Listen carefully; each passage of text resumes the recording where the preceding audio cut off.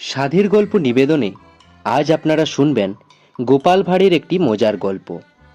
এর আগেও আপনারা এই চ্যানেলে সাধের গল্প নিবেদনে অনেক গোপাল ভাঁড়ের গল্প শুনেছেন এবং সেই গল্পগুলিকে আপনারা যথেষ্ট ভালোবাসা দিয়েছেন। তাই আশা রাখবো এই গল্পটিতেও আপনারা আপনাদের ভালোবাসা দেখাবেন। আর হ্যাঁ, আমাদের এই চ্যানেল 600টি সাবস্ক্রাইবারের অনেক কাছাকাছি চলে এসেছে।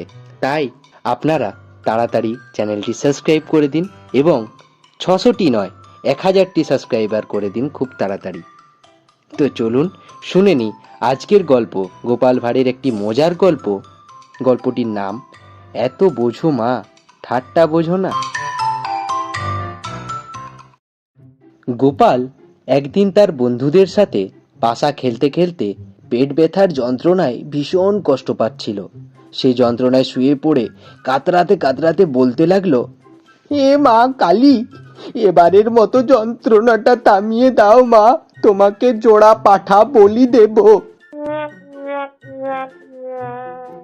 কিছুক্ষণ পর পেট ব্যথা সেরে গেলে সে আবার খোশ মেজাজে পাশা খেলতে লাগলো।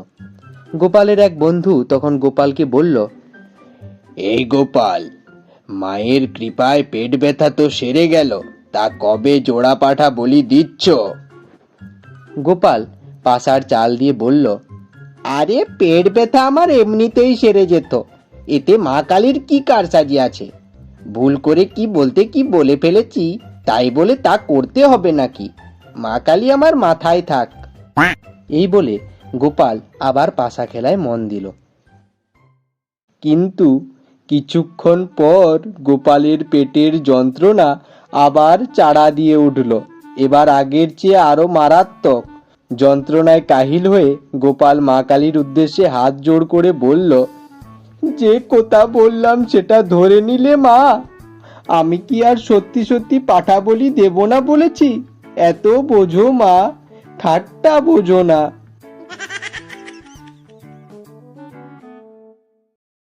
আজকের মতো সাধের গল্প নিবেদন আমরা এখানেই শেষ করছি। আশা করছি গল্পটা আপনাদের ভালো লেগেছে। যদি ভালো লেগে থাকে তাহলে গল্পটিকে লাইক করুন এবং এই চ্যানেলটি সাবস্ক্রাইব করে দিন। আসছি পরের আরও কোনো গল্প নিয়ে আমাদের এই সাধের গল্প নিবেদনে। ততদিন ভালো থাকুন, সুস্থ থাকুন।